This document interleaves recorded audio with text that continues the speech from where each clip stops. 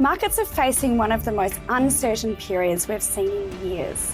It can be truly characterised as a Black Swan event, the likes of which we have not seen historically since the 2008 financial crisis, the COVID-19 pandemic and the 9/11 attacks. With geopolitical tensions rising, oil prices on the increase, inflationary fears keeping interest rates well in focus, and global economies shifting, investors are asking the same question: what happens next? Investment markets do not like uncertainty. Welcome back to Bourse TV. I'm ALX Lowen, and today we're joined by two leading commentators in financial markets who've seen it all over their respective careers, and we'll break down what's really happening in markets and what investors should be watching for right now. Welcome investment and economic clock expert Rod North and Wealth Within's Chief Analyst Dale Gillham. Great to be back at the desk, Alex, and excited to be here to talk about what's happening in investment markets at the moment. And Dale, welcome too. Yeah, look, I'm excited. When times like this, I get really jumpy and really excited, not nervous. So I'm looking forward to seeing what Rod and I will get up to today. We all are. So, dominating the headlines at present is the US-Iran conflict, and this is causing fears of inflation increasing along with interest rates. What are your thoughts on this global uncertainty, Rod?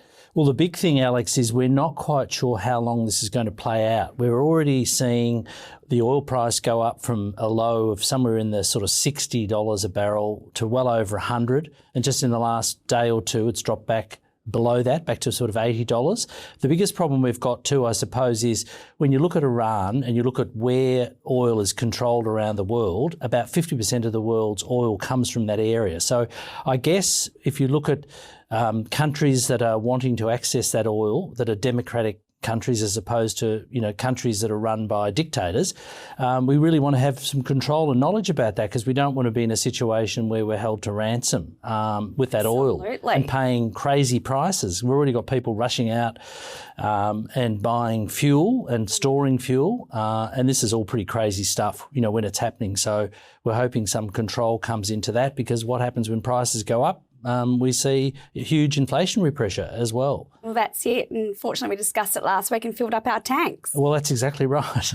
How about you, Dale? What are your thoughts? Look, I have to agree with Rod. It's one of those times where people have a perception of what's going to happen, but generally people's perception is wrong. Like we had Toilet Gate back with the GFC. It's like, why? It's just, there's a whole lot of stuff happening at the moment. It's like, why are you doing that? And people panicking, and we know investors buy at the wrong time and they sell at the wrong time. We know they panic when they shouldn't, and they have FOMO when they shouldn't. So to me, this is same S, different day, pretty much. Absolutely, which is what happened on Monday. And we saw the ripple effect on Monday, March the 9th. The S&P ASX 200 plummeted by 2.85%, or 252 points, to finish at 8,599, with the All Ordinaries dropping 2.88%.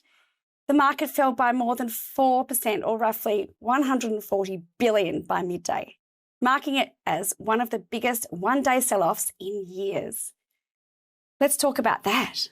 Well, it doesn't surprise me. I mean, seeing it like it gapped down 4%, came back later in the day, which is normal, because what you're seeing is the old adage is professionals buy at the end of the day and the amateurs buy at the start. And so, because what we do as professionals, I bought stock on Monday myself, because I just watch the market and you go, okay, the what do they call it? The idiots are out of the asylum. They go and panic. They sell because of what they're seeing on the news. They react to that. And then I watch it as a professional and go, this is a good opportunity. Let's get into the market. And because it's a difference between having an emotional reaction or having a plan and a strategy, which is really what professionals have over it. It's like you don't get a plumber to fix your electrical work, do you, really? You actually have a plan and a process and you understand what you're doing. So to me, not a surprising day, and I said to my friends, I said, I reckon the market will bounce on Tuesday, do really well. And I think the market will go up within the next week or two. It'll still go back to being normal again. And watching the psychology of the market and what's happening is so important, as you say. And we're in a bullish market and the momentum is there. So these times with, economic down. Well, there's an old saying, Alex, if you're following the crowd, you're going the wrong way. That's and right. If the crowd's buying, don't buy. If the crowd's selling, don't sell. And it works. It really, really does work. And as you said at the start, Rod and I have done it all before. We've been through the 87 crash. We've been through the Asia crisis, the tech wreck, the GFC. We've done it all. And we've seen time and time and time and time again, these old sayings come true. They always are, because people do act emotionally all the time, and now's not the time to do that. Now's the time to get really excited, keep your gunpowder dry and ready to fire it, to buy more stock. Well, listen, viewers, we've got these experts here. Rod, do you want to talk a bit more about that? Well, yes, I do. And I think you never want to follow the herd, which is what Dale's been saying, because herd mentality is never the right choice at all. And what it does, when you see a market, and I think overall it may have even fallen as high as 6%, the market over the All last fell week. about just under 5%. Under 5%. Early, and it came back to be just under 3%. Under 3%. 6.8, I think it was. But that is, as you say, wiping billions of dollars off value. And obviously people that are sitting with unrealised gains in their portfolio start to panic a bit. But I'm more taking the view that it creates another buying opportunity as well, because I think ultimately this whole crisis will resolve, as all the other effective Black Swan crises have. And that creates an opportunity if you think the market's going to decline overall, and we don't necessarily subscribe to that theory, Dale, do we? We think there's more in this, so we see this as an opportunity, because some stocks really did take a pounding, there's absolutely no doubt, and that's an opportunity for fund managers and investors to really look at the market and say, okay, that stock's just way undervalued because it's still profitable, or it's its earnings are going to increase, there's going to be more M&A activity over coming months and so forth, and yet at the end of the day we're still in a rising market overall, a bull market. Absolutely. And with BHP and resource stocks, do you want to talk a bit more about that? Well, obviously with commodity prices going up, Dale, you'd have to, You can't tell me between one day and the next BHP is worth $100 million less or $200 million less or 500 million. It just doesn't happen that way. Its contracts don't stop. And they have currency hedging that they do, all sorts of things that they do to manage it. And I love BHP. It's just, as Rod said, great time to buy great stock like BHP, like Rio, like Fortescue, like some of the others. And just looking, I looked at the top 20 stocks yesterday morning and I went, this is looking awesome, these stocks. And just buying them with a view for the next 12 months to 2 years, I think couldn't be a bad decision to make. Obviously, you can fine tune it from that, but there's nothing to worry about. It's like, what's that UK saying? It's okay. It's fine. Don't worry about it. Move on. Keep calm. Keep calm and move on. Keep your head while all those exactly. Exactly. So thank you, Rod, for giving us that. but yeah, it's not a big issue at the moment. Good. So yes, whenever the world becomes uncertain, markets become volatile. And that's when investors often make their biggest mistakes. Now, Dale, you have been teaching and mentoring investors for decades. What sort of mistakes do you normally see?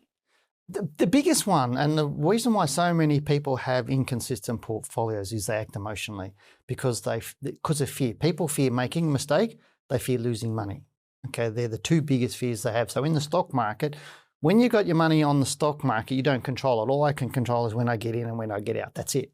So my decisions are, am I buying a stock or am I not buying a stock? If I own a stock, am I holding it or selling it? It's a 50-50, flip a coin, you've done it. Okay. But the thing is nobody ever rings me when the market's going up. They only ever ring or send emails and saying, what do you think of BHP? It's fallen 5%. It's because their fear of losing money. And that fear of losing money gives them that whole mistakes. And so what we see is investors take profits short, but they let losses run. And we had a question on our show, on our Tuesday show on Wealth Within TV, if somebody bought this stock, and it was down 80% or something like that. And they go, what do I do? And they go, well, you should have sold it when you're way in profit. Like, it's simple, because they don't want to be wrong. And the thing is, the market's neither right nor wrong. We don't control that. The market controls it. When I've got my money there, it's either going to make it grow or shrink, one of the two, depending. And so I can't make BHP go up and I can't make it go down. All I can go is, should I hold BHP or not? Simple. And so when you bring it back down and into that, and we do see a lot of armchair economic experts, they watch the news, and like the other night, Monday night, I don't know whether you saw it, Rod, Monday night, I walked in and my wife had the news on, and you had a big set like we've got here, and everything was red, the front of the desk was red, everything was red, and there was this, the world is falling apart, the world's falling apart. And I went, yeah, right. And I walked out again. But people see that and it makes them panic, and not the time to panic. No. Totally not the time to panic. If you protect your downside, and that's one of the biggest mistakes people don't do is protect their downside. If a stock's going down, where's your exit point? Know that, and let the upside worry about itself. Nobody worries about it when it goes up, only when it goes down. So if you cover that, then there's no problem. I talk about a lot of these things in my book, How to Beat the Managed Funds by 20%. You can still get it for free. You just got to pay the shipping. If you go to my website, you'll find it there. But it'll tell you how to find stocks, how to make a right portfolio, how to protect the portfolio, how to buy, how to sell, all of those little things that investors need to know. And if you buy this book and follow it, you will never get caught in a crash ever. And I know that because the book, I wrote the first edition, that's before the GFC, and people that followed it didn't get caught in a crash. And, Rod and I were, as I said, around that time. And you can make really good money if you're buying at the right time, but also getting out. You need to understand that. Absolutely. Like your investment clock. Well, that's true. Rod, and with our fellow broking days together. And again, we're still, moving towards the top end of the market there, but we certainly haven't reached the top. So even though the market's been rising since March 2009, we still think there's a fair way to go. And we're going to have these drops in the market, which often can be caused by a major event like what's happened with Iran. But one of the other children's books that's well worth remembering too, and I remember reading it as a child, is called Chicken Little. I thought and Chicken Little. Favours. Well, that's another one too. But Chicken Little used to run around the chook house and say the sky's falling. And what happened was just about everyone believed it. And then it became a self-fulfilling prophecy. And as Dale just mentioned, particularly when you people are watching the news and they see these sorts of stories, it does force them to take a different view about where they think the market's going to go, contrary to what isn't the right view. And often they start selling and that becomes a self-fulfilling prophecy and markets go down just because of that alone, because of market sentiment. That's it. So that's to be avoided at all costs. So get that book, Chicken Little, and have a read of it, and then read these two books and you're going to be pretty well set. Yep. Absolutely. And stay with us because later in the show, we'll look at where markets could be heading over the next 12 months. But before we do, let's discuss, in our January report, we actually talked about the Trump factor and the interest rates and inflation, and it seemed we were pretty right. Has the current conflict changed your views at all? What do you think, Dale? I don't think so. I really don't. Like, Rod and I were talking about interest rates going up because of CPI increases. And I know, I was on Ticket TV and Aaron was asking me about it and I go, it's the government. Government's causing CPI to come up. It's not average people in the streets. We don't want things to go up in price, but our energy and all those things are going up. That's the issue. We need to fix government policy to bring CPI down. Now, the war and Trump factor, it has a little bit to that because obviously if the war goes on, and I did a podcast, which probably went out this week on our podcast, I was talking about wars and conflict and how they affect the stock markets, whether it was 1929, the stock market rose for 5 years after 1921 through a recession or a depression, the Vietnam War, the first goes down a little bit and then it takes off. So Vietnam War, we talked about September 11th, the same thing happened again. The market fell and then it took off like a rocket again. So we're seeing all of these, even the Russia-Ukraine conflict saw our market go a bit rocky and then went bullish again. That's all that's going to happen right now. So to me, nothing's changed. There's always going to be this Trump factor and this whole thing that people say, it's different this time, it's Trump. I don't care whether it's Trump or whether it's Biden or somebody else. It's the market will always do what it's always done. Might not do it exactly the same way, but it will always do what it's always done. I've never seen anything different. And I've studied our market back to 1875 and the Dow back to 1900. And I've never seen anything different. Have you, Rod? No, I haven't. And one of the key things I think to keep an eye on too is obviously that I think the US, in particular Trump, will want to see this resolved relatively quickly because we've got the midterms coming up in November. And one of the key things that Trump has always wanted to see is a very strong US stock market. Correct. And we did get well over, I think we got to 51,000 Dow or thereabouts, certainly close to 51,000, and we're down at 47,000. So I don't think Donald Trump's going to want to see a weak market come the midterms. So he'll want to get this crisis resolved as quickly as possible so it doesn't linger on and then the world could move back on. and we can get some sort of stability in the world, because it's so difficult for people too to know whether they should be flying. You know, that affects airlines if people don't fly and all that around the world. The thing is, and you know, correct me if I'm wrong, but our trade with the US is like under 10%, somewhere around about that, not high. We trade more, obviously, with Asia. So all the Asian countries, obviously China, one of them, we're a big exporter to China for raw materials. But other Asia countries, you know, and Asia's growing and we're much more aligned to that. You're talking about Vietnam, Thailand, talking about Malaysia, you're talking about Indonesia. Yeah. They're very linked with Australia and our economy, and, you know, that's going to support us. And so we're a very stable economy. That's why the world looks to us and looks to invest in Australia. And so the Australian dollar had been appreciating against the US dollar for several months, the US dollar. But now with the war, the US dollar strengthened up. And so that's one of the things we need to look at. Because I know one thing's for certain, US creates wars based on oil and the dollar. They're the two major things it creates wars for, because they want to keep the US dollar as there. But, you know, we saw Saddam Hussein, it was like weapons of mass destruction. What did they find? Nothing. So I'm not saying there's nothing there with Iran, but you know what I mean? It's like, we need, once, like Rod said, they hope to be over pretty quickly. And if it is, we'll be back to normal. If it's not, the statistics are the stock market will be bullish. And as you know, Trump's known to be a cost of living president. Correct. Like the Albanese government, you know, really focusing on that now too. And what, increasing it? Or that's it. Our Albanese government. Stagflation Well, I hate being political, but our government is making CPI rise, and there's no two ways about it. They can spin it all they like, and they've obviously got good PR people to spin it, but they are the cause of CPI. And there's probably still lots of oil and gas in the oceans around Australia too that we could be accessing, but of course we've gone way more alternative as well. So that's obviously something to think about as well. Yeah, absolutely. Is the market overvalued, or are you seeing more upside, and in which areas?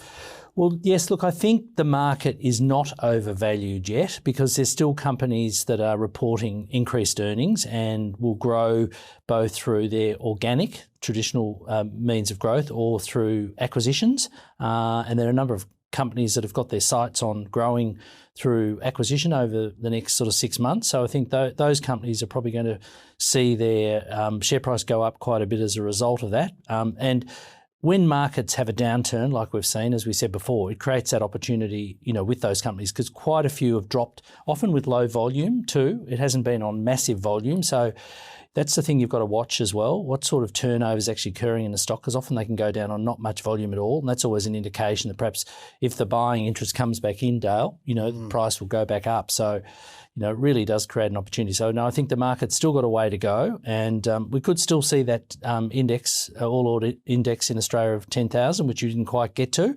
And, you know, I think it's quite possible the Dow could get back to 50 too as well at some point.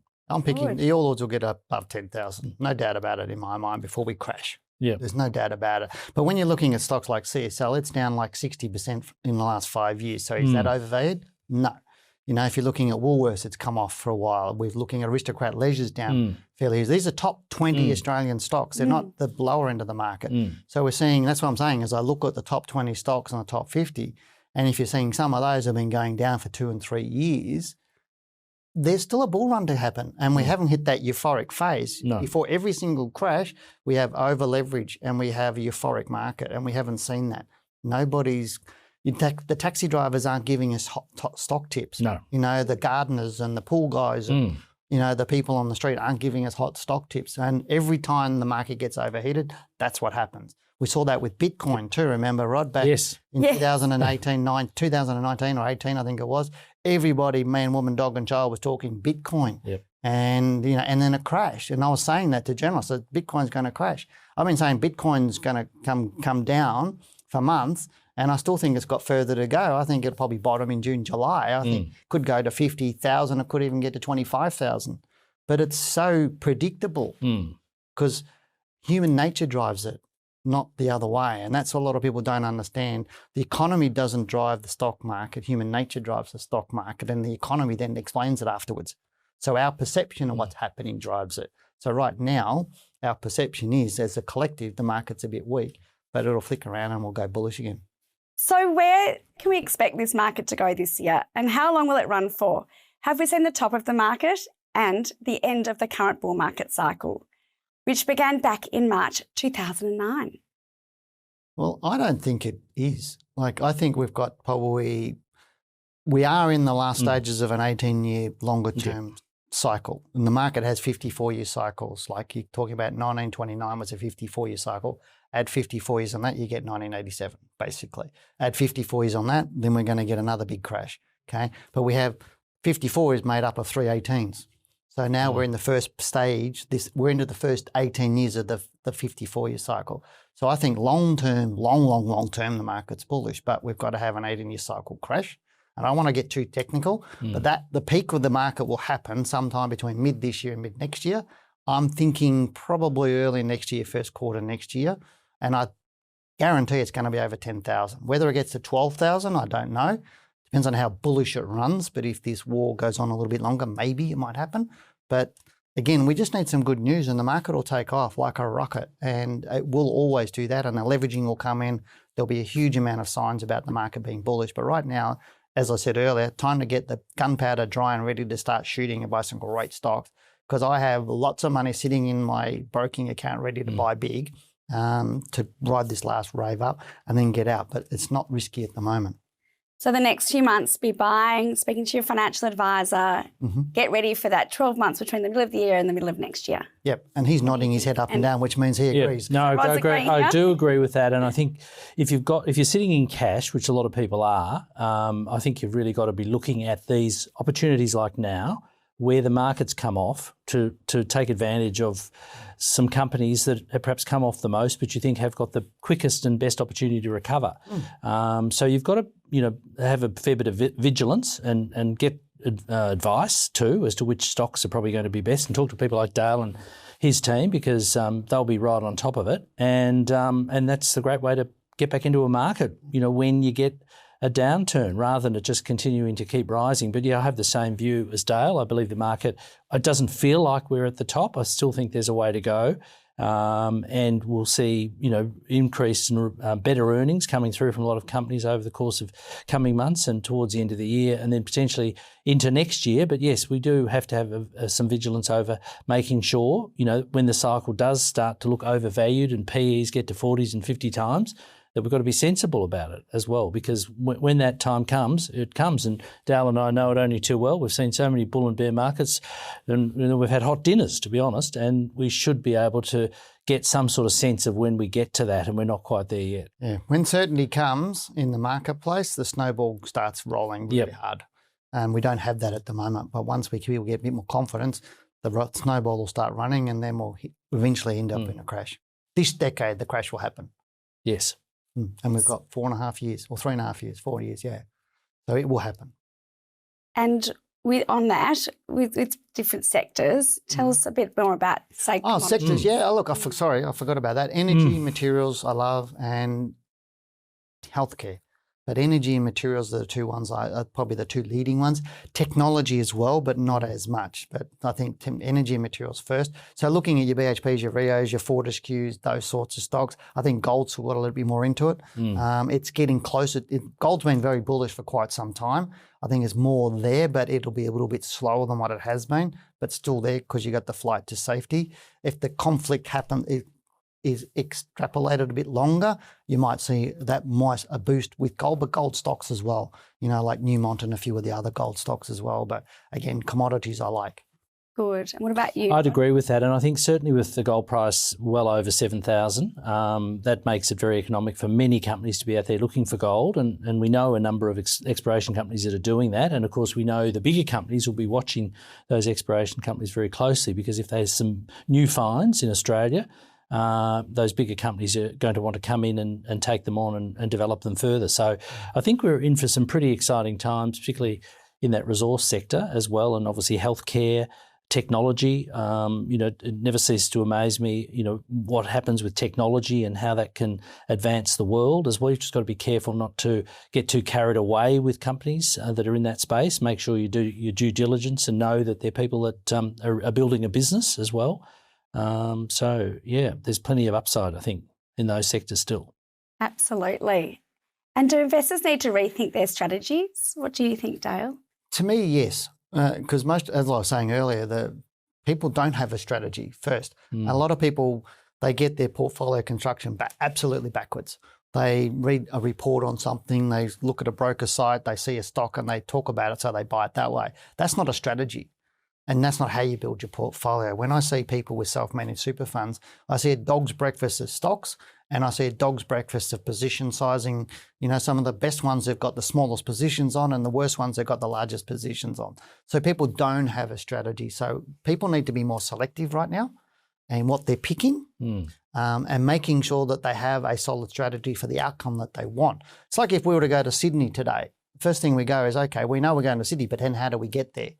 You know, whereas people don't do that. They just think, oh, we're in Sydney and not sure how to get to that point. And they just hope. And they do what I call the buy and pray method with their portfolio.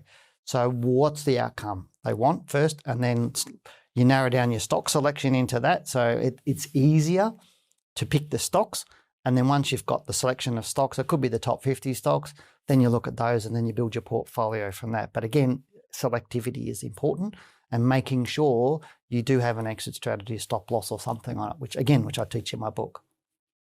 And Rod? And maybe have, you know, your portfolio divided amongst trading stocks and long-term investments as well. And sometimes I think investors get a bit confused as to which basket they fall into. So absolutely, they do. Be a lot more careful about that selection and also what gains you get, particularly in the trading portfolio. I don't think you should ever be too frightened to take some profits in a trading portfolio, whereas some people think, oh, but the stock might go up a bit more. But, you know, often it doesn't. Sometimes it's good to take some profits. It's easy to buy shares. It's very hard to sell them. For you, maybe, not for me. The better you get at selling, the more money you make. And that's one of the things I say to people. Firstly, is what you do not lose determines how much you make. So if I don't lose 10%, I don't have to make 11% to break even. So I say to people, what's worse, not making 10% or losing 10%? Yeah. And it's losing 10% is worse than not making the 10%. Yes. So people jump too early and don't make the money because they get in at the wrong time, they get out at the wrong time. So to me, it's about the better you get at selling, the more money you'll make because you can't compound unless you sell. And again, we see so many people holding on to stocks that are down 30, 40, 50, 80, 90%. And they're riding this roller coaster and they go, why? You're losing opportunity cost, you're losing time, you're losing the compounding ability. There's so many things that they're losing by not having a strategy. So have a strategy. Don't get emotionally attached to these potential profits. I love my charts, looking at the moving average curves. And I'm really grateful to have you both at the desk today. Thank you, Dale and Rod. You've heard it from the experts. Bourse TV will continue to provide our viewers with regular updates and insights on the outlook for markets to bring you the most up-to-date information and background from investment commentators who have a lifetime of experience navigating both bull and bear markets. But remember to also speak with your financial advisor. Thank you for watching and be sure to contact us so we can illuminate your success.